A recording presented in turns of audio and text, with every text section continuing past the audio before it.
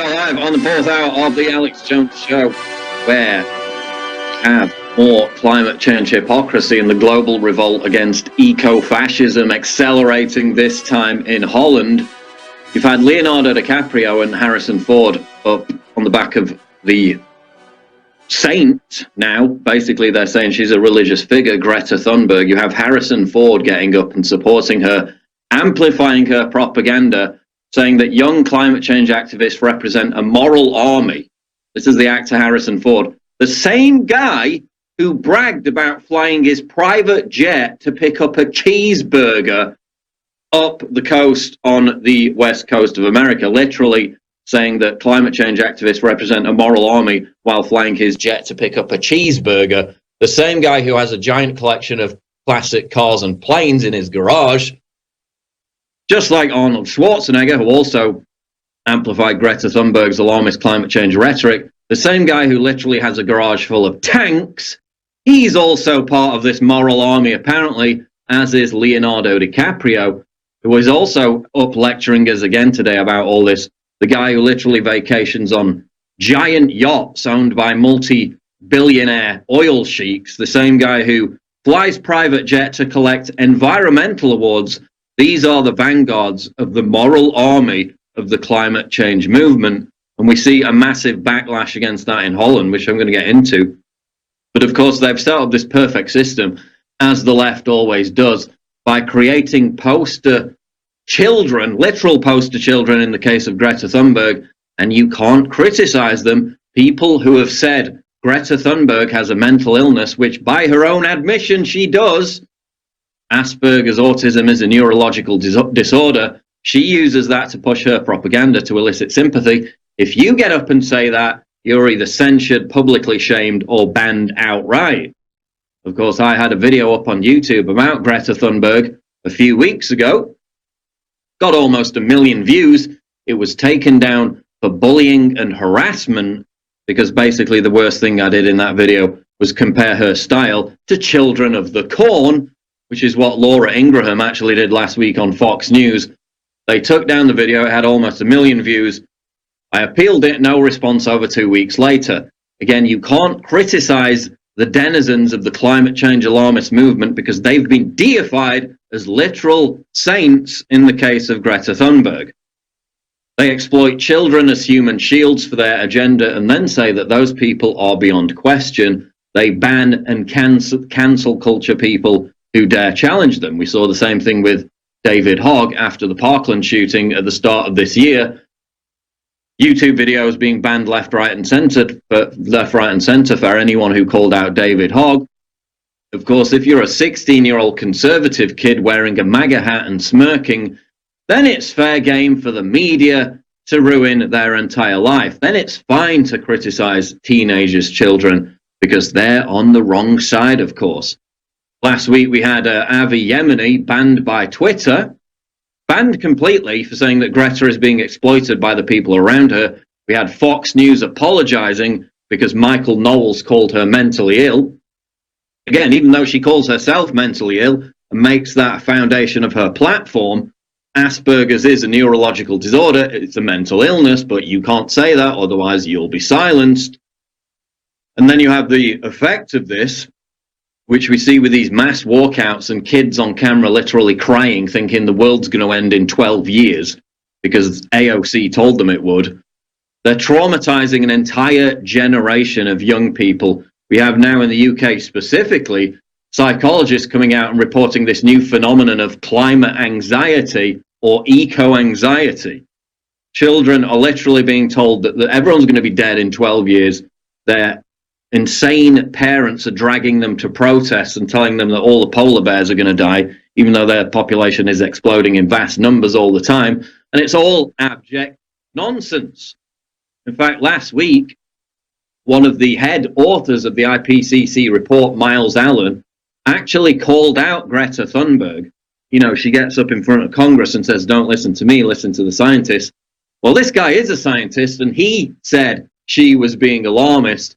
This 1.5 degree warming by 2040, even if that's going to happen or not, given that the main driver of the climate is the sun, even he says that that's alarmist. And again, These are many of the same people who fearmongered about a new ice age in the 70s. They told us that overpopulation would lead to mass starvation. None of it happened, so why should we believe them now? And then, of course, you have the hypocrisy of it, which I just touched upon with Harrison Ford, the guy who takes private jets to pick up cheeseburgers, saying that Greta Thunberg is part of a moral army. She did the PR stunt, of course, a few weeks ago of taking a yacht to New York. What she didn't tell you is that 6 of her crew members then flew back from New York to Germany on planes, belching carbon dioxide, that evil substance which is going to kill everyone in 12 years. She's palling around with Arnold Schwarzenegger, the guy who literally has a garage full of muscle cars and tanks. He's part of the moral army. She's palling around with Leonardo DiCaprio, a dude who takes private jets to collect environmental awards, a dude who flies dozens of people out to view his climate change documentary. He's part of the moral army as well, apparently, as is Prince Harry, who amplified Greta's message. The dude who took 4 private jet trips in the space of 11 days. Was he doing it to save the planet? No, he was doing it because he wanted to go party at Elton John's mansion. He's part of the moral army. But, you know, I'm here washing out my jam jars, recycling bottles, taking a handful of commercial plane trips a year. But I'm bad. I need to be lectured. Of course, when Greta Thunberg filed her complaint with the United Nations against 5 countries for climate change crimes against humanity, the top polluters in the world, China number 1 and India number 3, were not even on the list. Then you have the plastic waste issue, which many of us actually agree is a real issue, unlike global warming. 90% of plastic waste polluting the Earth's oceans comes from Asia and Africa. Why is she not addressing them? Why did she specifically leave out China and India from that list of 5 countries which she complained to the UN about? Of course, we have the top 10 rivers in the world that produce the most pollution.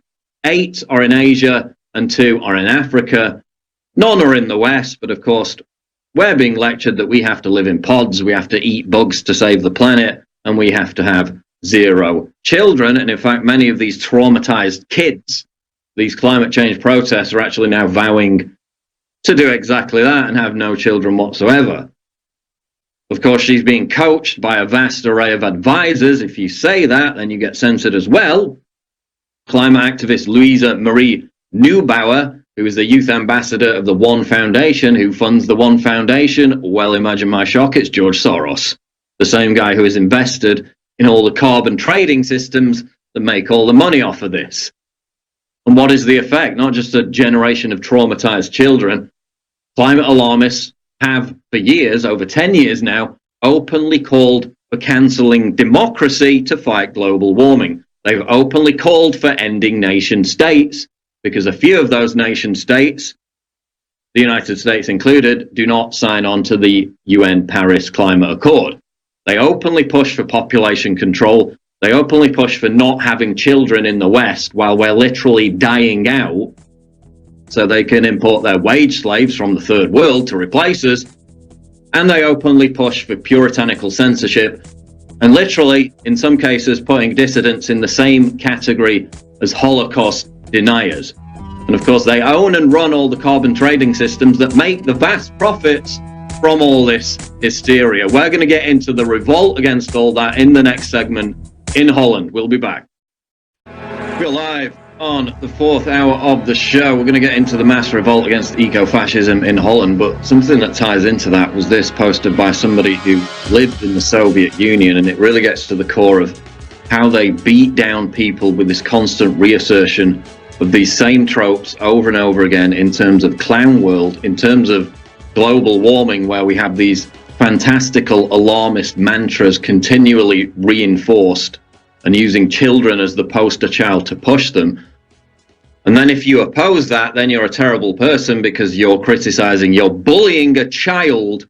And this is what they do in terms of all manner of issues. I just tweeted, they want to make our lives intolerable and ultimately unlivable. And that's exactly the case with this social credit score system that's being introduced into the West on the model of communist China.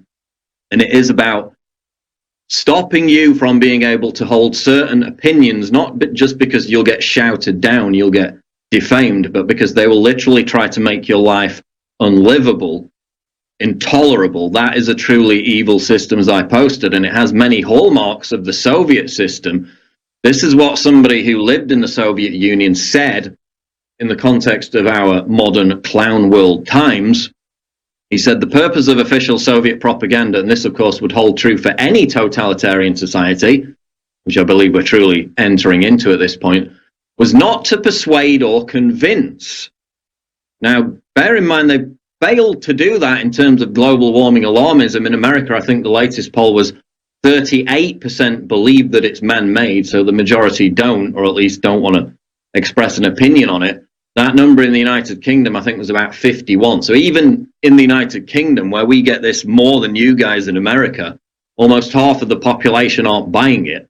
But they're not trying to persuade or convince people. They're trying to beat them down and just make them accept it and just make them not challenge it. So it was to humiliate people into silence and meek submissiveness by causing them to realize their utter helplessness against, and thus inevitably their partial complicity in, that's the whole idea of learned helplessness, the constant onslaught of shamelessly obvious, self-evident, triumphantly invincible lies. One permanently had to exist, at least in any collective, marginally public setting, even slightly outside the tightly narrow zone of one's complete trust and personal comfort, in a state of pretend acquiescence to, and worse, forced vocal support of, the openly fraudulent and relentlessly assertive inverted alternative reality, whose ceaseless pressure gradually corroded and deadened one's spirit, crippled one psychologically, caused one to become cynically apathetic and inwardly ashamed of oneself because of one's total impotence to resist being a part, no matter how small, of that self-perpetuating irreality of infinite, all-out gaslighting. That is to say, just the kind of person, a broken, defeated, dully obedient liar, the regime found it easiest to control. And that really gets to the heart of why many people are becoming nihilistic and morally relativistic towards a lot of this clown world propaganda that's ceaselessly forced down our throats through the mainstream media on a daily basis. That is from somebody who lived under the Soviet Union, where they had a very similar system, just with different politics. But there is a revolt against all this, and at the moment, as of today, it's happening in the Netherlands. Top story up on summit.news. Dutch farmers in mass revolt against green fascism. They're going off the model of the yellow vests in France. Of course, one of the primary reasons the yellow vest protest started was because of resentment amongst the rural populations in France for this gas tax rise that the French government continually was raising and wanted to raise even more. They kind of backed down on that, and the yellow vest protest subsided, although they're probably going to come back roaring at some point. But now the torch has been handed to people in Holland, where thousands of Dutch farmers descended on the Netherlands capital, The Hague, to protest against onerous environmental restrictions that threaten their livelihoods. These are cattle farmers mainly who are being told by their government that they're going to have to slash production of meat in line with reducing, in this context, nitrogen emissions. Those same restrictions will not be applied to the aviation industry. So again, always the front line of this, the people who it targets first, are working people, and especially people in the rural areas, and they're not having any of it. The demonstrations were sparked after the coalition government proposed that Dutch livestock farming should be slashed to meet commitments on reducing nitrogen emissions. Farmers travelled to The Hague in their tractors, causing tailbacks in excess, get this, of 620 miles and huge traffic jams around and in the city. So they're using their tractors to cause massive disruption in The Hague. They're using them to demolish fences that have been put up by the government, as you can see in some of these videos. And it's all under the hashtag Boren protest, which has gone viral, which has trended on Twitter today. The protests appear to have widespread support from the Dutch population. There was one poll here that claimed 89% of Dutch people support the farmers. They're all giving them thumbs up as they ride by in their tractors, as you can see from some of these clips. Protesters are angry that the same restrictions they may be hit with in the name of stopping climate change will not apply to the aviation industry. And there's an explainer, which is in this article. What's the protest about? They no longer want to be painted as environmental polluters who must change as a result of the nitrogen crisis, while other polluting industries such as aviation are left untouched. The Commission has recommended for farms near nature reserves to be bought out, so they're literally talking about requisitioning people's farms and livelihoods, or otherwise changed to be more environmentally friendly. The Commission has also suggested lowering the speed limit on regional and national roads. The farmers protesting in The Hague today are also demanding a clear long-term agricultural policy in the long term. They are angry. They're causing absolute mayhem. And of course, it's very reminiscent of the early days of the Yellow Vest movement in France, which is also partly a rural backlash to environmental taxes. So again, despite the global propaganda offensive, notice that this global propaganda offensive led by the likes of the puppet Greta Thunberg coincides with giant protest movements in major European countries against eco-fascism. Meanwhile, on YouTube, they're now putting a little propaganda box underneath all videos related to global warming. I found this quite by accident today when a Jordan Peterson video popped up where he was talking about climate change. They insert a box below every video about global warming telling you that it is completely true that CO2 causes temperature increases, despite the fact that for about 30 plus years after the Second World War, when industrial production was peaking and accelerating all over the globe, global temperatures went down as CO2 emissions went up, therefore proving once again that the sun is the main driver of the climate. But they don't want you to know that, so they put a little box at the end of all these climate change videos telling you the official consensus and demanding complete compliance. And by the way, if you criticize Greta Thunberg, if you refer to her as having a mental illness, even though she admittedly does in her own words and uses that to her effect to boost, to amplify her own message, your video will get taken down, will get banned. Meanwhile, all the entities that own the carbon trading systems, all the investments, all the investors in those are giant transnational corporations and banks like HSBC, JP Morgan Chase and Citibank. They don't want you to know that. They want you to think it's all this 16-year-old girl pushing it. We'll go back live in the fourth hour, and before we head back into this breaking news, I want to tell you about the great specials available as part of the Black Friday Comes Early sale right now at InfoWarsStore.com. Of course, the only reason we've been able to survive the relentless onslaught against this network is through your support. It basically would have sunk anyone else apart from us because we're so resilient to it, specifically because of your great support. And we have 50% off InfoWars Life products, free shipping and double Patriot points on a raft of products, including BrainForce Plus. Flip the switch and supercharge your state of mind. It is the amazing nootropic that we have available for you at InfoWarsStore.com. Mental clarity and focus reigns supreme with this product. It is fantastic. And it's available right now for 50% off at InfoWarsStore.com. You also get the extra 10% subscription discount when you select the auto ship option. So you don't have to keep going back remembering to reorder. That is BrainForce Plus, available at 50% off right now at InfoWarsStore.com, where we also have the fantastic Turbo Force. 50% off. It's just $29.98 now with a long list of powerful time-tested ingredients. Turbo Force will soon be your number one go-to source for quick, accessible energy.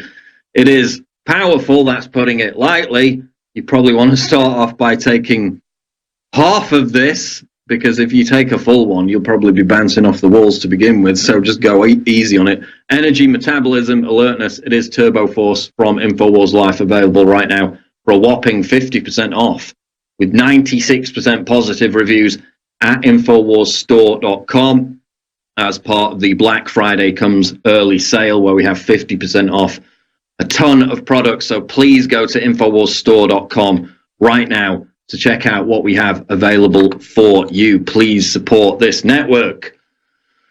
Now, there's an article up on No Trick Zone, which I tweeted earlier, on the subject of climate change and Greta Thunberg, because Greta Thunberg lives in Sweden, of course. The headline is, protesting warmth, Greta's home, Sweden, is 3 degrees colder today than nearly all of the last 9,000 years. Talked about this before the break, of course. We had numerous warm periods and cold periods in human history, long before the Industrial Revolution, long before the heightened release of CO2 emissions. For the 35 years after the Second World War, when production was increasing, when CO2 emissions were increasing, global temperatures went down to the point where Newsweek, Time Magazine, and others, all these big scientists, were saying, we're going to enter into a new mini ice age, we're going to enter into a new devastating cooling period, something must be done. It, of course, turned out to be complete bunk, because the sun is the main driver of the climate. And now that sun activity has declined based on 1990s levels, those temperature increases, the alarmist increases that they promised would happen, are not manifesting. So they're just doubling down on the propaganda even more and saying that now record cooling is also evidence of global warming. Oh, but you can't say weather is indicative of climate change, apart from when that weather lines up with our beliefs, and then it is indicative of climate change. Funny how that works, isn't it? But in Sweden, where the great Saint Greta Thunberg hails from, they're literally ringing church bells and calling her the new Jesus in Sweden now. According to peer-reviewed science, Sweden was at least 3 degrees warmer than it is today, about 6,000 to 9,000 years ago, when CO2 concentrations lingered around 265 parts per million. At 410 parts per million, CO2, 21st century Sweden is colder now than almost any time in the last 9,000 years. So with CO2 concentration at almost double what it's ever been at its maximum, temperatures are colder than at any time in the last 9,000 years, because there is no direct correlation. We had vineyards in northern England growing wine as recently as a few hundred years ago. We had the same thing in all these numerous countries that were in the northern hemisphere. In fact, there's a graph which shows that 1 to 2 degrees warmer climate in medieval times supported wine vineyards in numerous northern hemisphere countries. Sweden is colder than it ever was in the last 9,000 years. They're not going to tell you that. They're just going to bleat on about polar bears dying off, even though they have record populations. They're going to put a 16-year-old up on the stage to cry because they want your tax dollars. That's exactly what happened in France. It's exactly what happened in Holland. And now they're finally rebelling against it. It is the biggest scam of modern times. And of course, it's being dutifully carried by a media which lies to you on a daily basis. And on that subject, headline, New York Times removes race context after black girl admits faking hate crime. We had yet another fake hate crime come to light just a couple of days after it was initially mass reported by the media. And what they do every time the initial story is reported on a widespread basis, it's everywhere. You had Rashida Tlaib retweeting about this, commenting on this. You had numerous other lawmakers commenting on it. They have a giant hysterical moment, a frothing hissy fit over it. When it turns out to be complete nonsense, then it's in the back of the newspaper, then it's buried at the bottom of the news website, and they quietly move on. But the New York Times did something even worse. After a 12-year-old African-American girl admitted she lied about a group of white boys cutting off her dreadlocks, the New York Times decided to strip the fact that the accused were white from its follow-up headline. And in fact, they did the same thing from their sub-headline too. The global mainstream media, as well as lawmakers like Rashida Tlaib, amplified Amari Allen's falsehood after she claimed that 3 white male classmates had pinned her down, called her nappy and ugly, and cut her hair. It, of course, never happened. That didn't stop her from creating a lucrative GoFundMe. And of course, in the culture, it launched yet another volley of resentment towards young white men. In the vast majority of these media reports, and I looked at several of them, including BBC, ABC News, and others, the fact that the boys were white was included in the headline because this was a race-baiting narrative. It subsequently emerged that Allen had faked the entire story, with her grandparents today apologizing to those falsely accused. However, in the media reports that carried the update to the story, the fact that the entire narrative was predicated on the incident being a racist hate crime was stripped from the story. So they had 2 headlines. The first one, September 27th, Black Virginia girl says white classmates cut her dreadlocks on playground. And then in the subheadline, it also mentions 3 white students. But then in the update to the story, which probably got about 1/20th of the traffic, it says Virginia girl recants story of boys cutting off her dreadlocks. So they deliberately excised out the word white, again, to try and hide the fact that they tried to run this race-baiting hoax. The media seems very keen to obscure the fact that they helped inflate yet another race-hate hoax that turned out to be nothing but hot air. Chris Menahan over at Information Liberation commented on this. The most noteworthy part of this story is this girl allegedly getting a bit of her hair cut off made international news while the murder of John Weed was ignored, which of course was a black on white crime, but they're not too interested in talking about that when it crops up. Election blacklist. YouTube buries viral video of Hillary Clinton lying for 13 minutes straight. We've talked about this many times before. Up until Crowder complained about it last week, YouTube, which of course is owned by Google, had literally broken their own search engine to bury not just me, but a bunch of other conservative commentators, to the point where you could put in Crowder, change my mind. Of course, he has several viral videos on that, probably over a dozen now, with millions and millions of views. Not one of those videos would come up in the search engine. You could put in my name, not one of my videos would come up in the YouTube search engine. You could put in my name and YouTube into Google, and my YouTube channel would not be on, never mind the first page of results, the first 20 pages of results. In fact, it wasn't on there at all. After Crowder complained about it, they tried to swap some of that back. And now, for example, my videos do appear, Crowder's videos do appear, others don't, and it kind of depends what country you're in. But they had a Hillary Clinton lying for 13 minutes straight video with 15 million views. It went completely viral at the time. It's now buried beneath about 15 mainstream media reports on Hillary Clinton that are almost overwhelmingly positive. And they're doing this more and more. It is election meddling. We'll be back. So the reason we created Ban.video, which is exploding in popularity right now, is of course because Alex Jones was banned, but also because of this algorithmic manipulation. Dr. Robert Epstein has done the studies. It can literally shift millions of votes on election day depending on which search result is ranked higher than the other, and they do the same for videos. In fact, there are some videos, I think there was a Mark Dice video about Michelle Obama. You could literally search for the exact title of the video, and it's a very specific title, and it's buried on like page 6. But any public figure now, all videos are buried beneath a wall of mainstream media propaganda. They've literally broken their own search engine to shadow ban, to bury, to censor content. That's why we created Ban.video. That's why you need to bookmark it for all the great content that's not just censored, but the Daily Show and everything else. Ban.video should be a multiple time daily visit, and you need to bookmark that website right now, Ban.video, because, you know, before they reinstated the search on YouTube, which they have for some people in some countries, you know, I would get messages from people saying, oh, wonder why you stopped making videos. I don't see them anymore.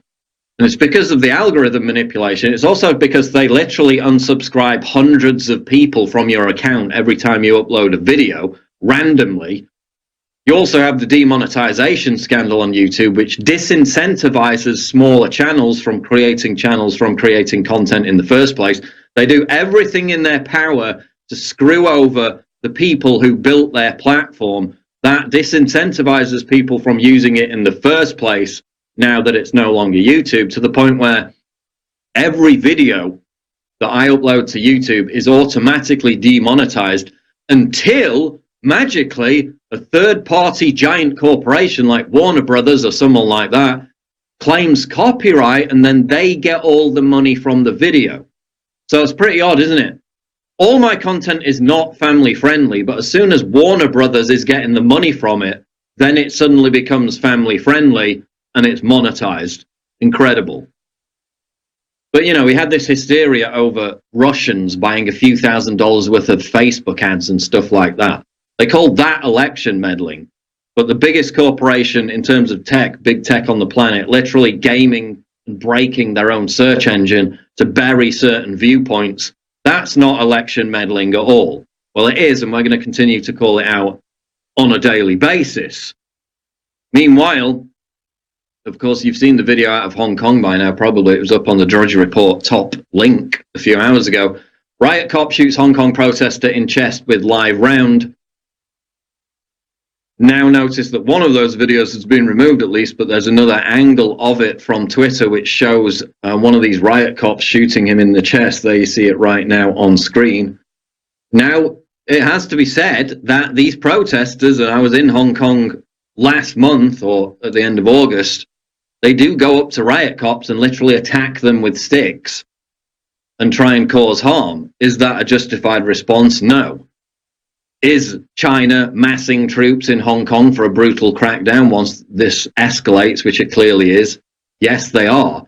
Do the protesters have legitimate grievances that haven't been met? Yes, they do. So the question of who's responsible for starting the violence, they both are. I mean, I was there, I saw it.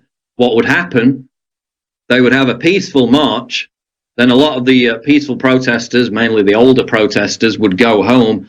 Then the more radical elements would sit in and wait for the riot cops to face them down. The riot cops would hold up a banner saying, we're about to tear gas you, we're about to rubber bullet you. Then the protesters would start throwing objects, throwing bricks. Then the police would charge, would fire rubber bullets, would fire tear gas at the protesters. So it's really tit for tat. But when you've got literally people being shot at point blank range in the chest with pistols, that is a new level of escalation altogether. And it's something that we predicted on this day of October 1st, because of course China had their big 70th anniversary celebration of the founding of the People's Republic, and they wanted a show of force to show who's boss. And that's exactly what happened today. Thankfully, from recent latest reports, this protester is in a stable condition in hospital. Alejandro Alvarez tweets, I just covered some of the ugliest violence I've ever witnessed as a journalist. China's big anniversary proved as explosive in Hong Kong as a lot of people here feared. We told you this would happen like a month ago, that this was going to be the most violent day, and it was. He said, I was smack in the middle of it. This will be hard to sum up. And basically, it's the most violence they've seen since these protests began, and we predicted it would happen on October 1st, as it exactly did. Chinese troops massing in Hong Kong for potential total breakdown in order.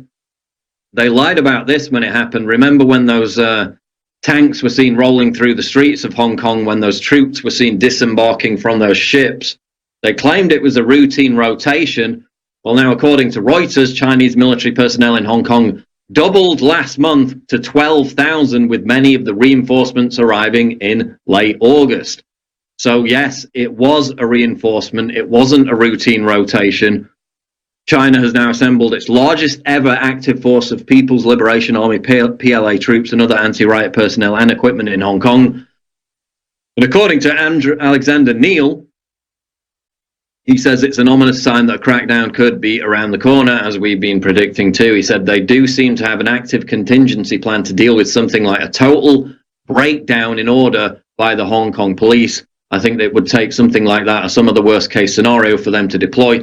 But they're clearly more ready than before and are leaving nothing to chance. Of course, you saw the videos put out by the PLA Chinese government, where they literally had soldiers with machine guns mowing down protesters. So if that's what they've got in mind, today is going to look like a cakewalk in comparison to the bloody Tiananmen 2.0 crackdown, which could be coming in future weeks. God forbid that happens. Meanwhile, San Francisco residents install anti-homeless boulders on sidewalk. A group of residents in San Francisco have installed anti-homeless boulders on the sidewalk in a seemingly vain effort to reduce spiraling drug dealing and criminality in their neighborhood. They raised $2,000 to fund the 24 boulders, which are intended to stop homeless people camping out along their block. Basically, they've got a spiraling problem with people shooting up, with violent crime, with trash. We see this in numerous cities, most notably Los Angeles, because the police are basically being told that they shouldn't apprehend them, shouldn't stop them doing drug deals, shouldn't stop them from doing drugs on the streets.